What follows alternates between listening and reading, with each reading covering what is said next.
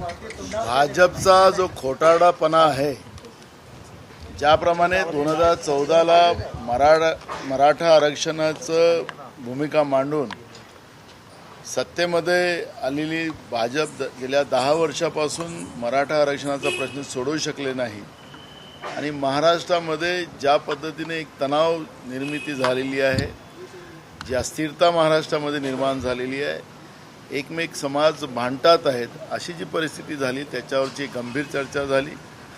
काँग्रेसची भूमिका त्याच्यामध्ये आम्ही स्पष्ट करतो आहे की आमचे नेते राहुल गांधीजींनी जी जनगणनेची जातीनिहाय भूमिका मांडलेली आहे त्याच्यातूनच हे सगळे प्रश्न सुटू शकतात, कारण की हे संविधानिक प्रश्न आहेत। पण ज्या पद्धतीनं फोल घोषणा करून मताचं राजकारण करण्याचा जो बीजेपी खेळ खेळत आहे त्या बीजेपीला उघडं करण्याचं काम आम्ही करणार आहोत आणि वास्तविकता आम्ही मराठा समाजाच्या आणि ओबीसी समाजाच्या समोर मांडणार आहोत। त्याच्यावर येतो दुसरा विषय आमचा राज्यातल्या दुष्काळातल्या परिस्थितीबद्दलचा होता। महाराष्ट्रामध्ये जी काही परिस्थिती आज दुष्काळाची निर्माण झालेली आहे, 1 सप्टेंबरपासून महाराष्ट्रामध्ये पिण्याच्या पाण्याचे टँकर सुरू झालेले आहेत। महाराष्ट्राच्या अनेक भागामध्ये कोरडा दुष्काळ पडलेला आहे। ज्या भागात थोडे पिकं आली त्याला अजूनपर्यंत खरेदी समर्थन मूल्यांची सुरू झालेली नाही आणि त्याच्यामुळे शेतकऱ्यांमध्ये तीव्र चीड या निमित्तानं सुरू झालेली आहे। समोर दिवाळी येते आहे, सरकारने अजूनपर्यंत गेल्या काळातलंही अवकाळी पावसाची मदत दिली नाही, आता अजूनही दुष्काळ जाहीर केलेला नाही आणि त्याबद्दलचं पूर्ण राज्यभर तालुकानिहाय जिल्हानिहाय तहसीलदार जिल्हाधिकाऱ्याला निवेदन देऊन काँग्रेस पक्षाच्या वतीनं पूर्ण महाराष्ट्रामध्ये येत्या पंधरवाड्यात सगळीकडे आंदोलन करण्याची भूमिका काँग्रेस पक्षाने घेतलेली आहे आणि शेतकऱ्याच्या पाठीमागे काँग्रेस उभी आहे आणि सरकारशी 2 हात करायची भूमिका काँग्रेस पक्षाची आहे। हा एक संदेश आम्ही या निमित्तानं जाऊ। शेतकऱ्याला न्याय मिळाल्याशिवाय काँग्रेस आपलं हे आंदोलन जसं जसं त्या ठिकाणी लढाई करावी लागेल ती करत राहील। त्याचप्रमाणे महाराष्ट्रामध्ये पूर्ण उडता पंजाब महाराष्ट्र करण्याचं काम बीजेपीच्या सत्तेमध्ये ज्या पद्धतीने झालेलं आहे, मुंद्रा पोर्टच्या माध्यमातून ज्या पद्धतीने या देशामध्ये जे ड्रग मोठ्या प्रमाणात येतो आहे आणि त्या ड्रगच्या माध्यमातून महाराष्ट्रासारख्या शाहू फुले आंबेडकरांच्या महाराष्ट्रामध्ये ज्या ड्रगचं जे काही साठे सापडत आहेत, नाशिकमध्ये जे ललित पाटील त्याला ज्या पद्धतीनं सवलत देण्यात आलेली आहे, आमची मागणी त्याच्यामध्ये आहे की काही सट्टेबाजी करणारे लोक आहेत, ज्यांनी मोठे मोठे गुन्हे केलेले आहेत, त्यांना ससून हॉस्पिटलमध्ये ठेवलेलं आहे। आमच्या शासनाने त्या काळामध्ये निर्णय केला होता, त्याला एक कमिटी बनवली होती आणि त्या कमिटीच्या माध्यमातून त्याला जेलमध्ये राहिला की त्याला तिकडे आजारी तो आहे हे सगळे तपासून त्याला त्या दवाखान्यात भरती केलं पाहिजे। पण आज आपण पाहिलं ललित पाटीलचे जे फुटेजेस तुमच्या टीव्हीवरच दाखवण्यात आले होते, तो एकदम त्याची तब्येत चांगली होती, तो त्याच्या मैत्रिणीबरोबर काही अय्याशी करत होता, अशा पद्धतीचं आपल्याच मीडियाच्या माध्यमातून आम्हाला दाखवण्यात आलं। मग याच्या मागं कोण, याच्या जे नवीन पिढीला बर्बाद करणारं, अनेक तरुण तरुणींनी आत्महत्या केली, अनेक कुटुंब उद्ध्वस्त झालेत, आर्थिक उद्ध्वस्त झालेत, शारीरिक उद्ध्वस्त झालेत, अशा या ललित पाटलाला हे सरकार कशी मदत करते आहे असेही प्रश्न या निमित्तानं निर्माण झालेले आहेत आणि राज्यामध्ये असे किती बदमाशांना हॉस्पिटलमध्ये सुविधा उपलब्ध करून देण्यात आलेल्या आहेत, ही आता हे तपासण्याची वेळ आता या निमित्तानं झालेली आहे। काँग्रेस पक्ष या ड्रग माफी आणि ज्या पद्धतीनं पूर्ण महाराष्ट्र ड्रगच्या गर्तेमध्ये आणून नवीन पिढीला बर्बाद करण्याचं काम जे बीजेपीचं सरकार करते आहे याच्या विरोधात काँग्रेस तीव्र आंदोलन करेल। येणाऱ्या अधिवेशनामध्ये याचा पूर्ण जवाब आम्ही सरकारला विचारू आणि सरकारला उत्तर द्यायला आम्ही भाग पाडू।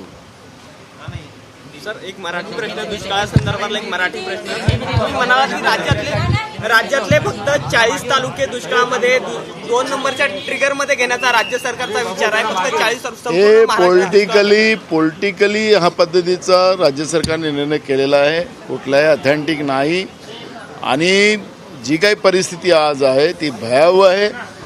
राज्य सरकार राजकीय त्या पद्धतीचं वागते आहे. मदतीचं कुठलाही त्या ठिकाणी सरकारला घेणे देणं नाही अशा पद्धतीची भूमिका आहे आणि म्हणून महाराष्ट्रामध्ये शेतकऱ्यांच्या आत्महत्या मोठ्या प्रमाणात वाढलेल्या आहेत. मराठा आरक्षणासंबंधी काय सांगाल? ते आम्ही सांगितलं ना आता, दिवसेंदिवस सातवी उपोषण सांगितलं आम्ही आता. सर हिंदी में बताइए, आज भी कोर कमेटी की बैठक में किन अहम मुद्दों पर चर्चा हुई? महाराष्ट्र में जो राजकीय परिस्थितियां है, आरक्षण का मुद्दा जो बीजेपी ने जो बीज बोया था 2014 में, मराठा समाज को आरक्षण न देने की वजह से राज्य में जो अस्थिरता और समाजों में आपस में लड़ाई जो शुरू हो चुकी है, ये तुरंत रोकना चाहिए. और हमारे नेता राहुल गांधी जी ने जो भूमिका जाति न्याय जनगणना की रखी है, उसी के आधार पर ये सभी प्रश्न छूट सकते और उसको रास्ता कैसा बनाने का ये कांग्रेस पार्टी ने अपनी भूमिका तय कर ली है. और राहुल गांधी जी का जो मुद्दा है उस मुद्दे को आगे बढ़ाकर लोगों को न्याय देने की भूमिका कांग्रेस पार्टी की ओर से की जाएगी. महाराष्ट्र में जो दुष्काल की स्थिति है उसके ऊपर भी गंभीर चर्चा हुई. महाराष्ट्र में 1 सितंबर से पीने के पानी का टैंकर शुरू हुए. कई भाग में सुखाड़ हो चुका है, कई एरिया में फसल निकली है तो वहाँ पर सरकार सपोर्ट प्राइस के सेंटर खोल नहीं रही है. राज्य में किसानों की आत्महत्या बड़े पैमाने में बढ़ चुकी है और ऐसे परिस्थिति में कांग्रेस ये आने वाले 15 दिन के अंदर पूरे राज्य में तालुका से लेकर जिले तक आंदोलन करेंगी. ये निर्णय हमने आज लिया है. दूसरा महत्व का कि जैसे उड़ता पंजाब की स्थिति महाराष्ट्र में बनी है, गुजरात के मुंद्रा पोर्ट से जिस तरह से ड्रग विदेश से लाकर पूरे देश में फैलाया जा रहा है, वही उसी का असर आज महाराष्ट्र में हमको देखने मिल रहा है. नासिक में जो ड्रग माफिया को पकड़ा गया, उसको दवाखाने में जिस तरह से सुविधा उपलब्ध करा दी गई थी, हमारी सरकार तब थी कि किसको जो ज़्यादा बीमार है कि नहीं है उसकी जो कमेटी बनाई गई थी. लेकिन ये सरकार में ये माफिया को सुविधा देने का काम हुआ है. आपके ही मीडिया के माध्यम से ललित पाटिल को जो सुविधा दी गई थी वो हम पूरे देश ने देखा है. तो ये सरकार ऐसे ड्रग माफिया को क्यों सपोर्ट कर रही है, ये सवाल खड़ा होता है. आने वाले अधिवेशन में हम ये सवाल खड़े करेंगे. और जो स्थितियां आज महाराष्ट्र में, इसके बारे में गंभीर चर्चा हमारी हुई है. सर मराठा आरक्षण को लेकर क्या कहना चाहेंगे? मराठा आरक्षण को लेकर भी आत्महत्याएं हो रही है, क्या कहना चाहेंगे? उसी बारे में हमने चर्चा की है. हमने कहा कि राहुल गांधी जी ने जो जाति न्याय जनगणना का मुद्दा उठाया है, जो केंद्र सरकार 2 ही चीजों में बंटवारा कर रही है, एक अमीर और एक गरीब. देश के प्रधानमंत्री जी ने जिस तरह से कहा कि अब गरीब जात हो गई है, तो इसका मतलब है कि प्रधानमंत्री जी ये देश में 2 ही जातियां डिसाइड करने वाले हैं और बीजेपी का असली चेहरा उसमें सामने आता है.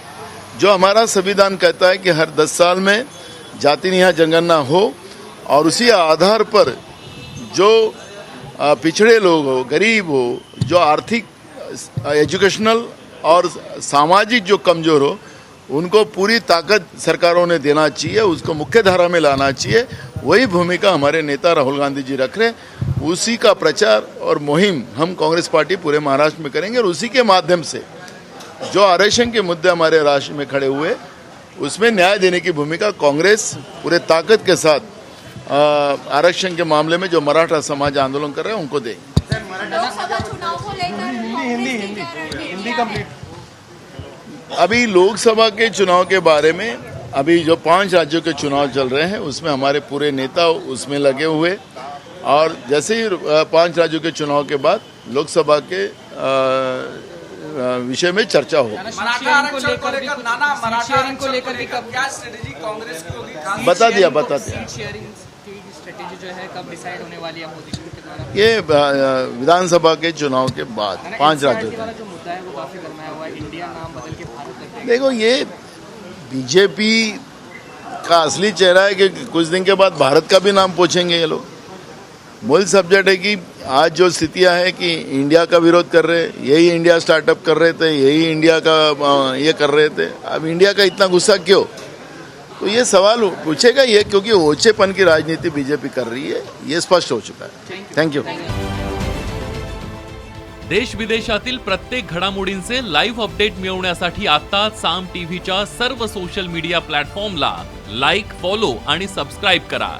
तसंच सर्व नोटिफिकेशनसाठी बेल आयकॉन प्रेस करायला विसरू नका.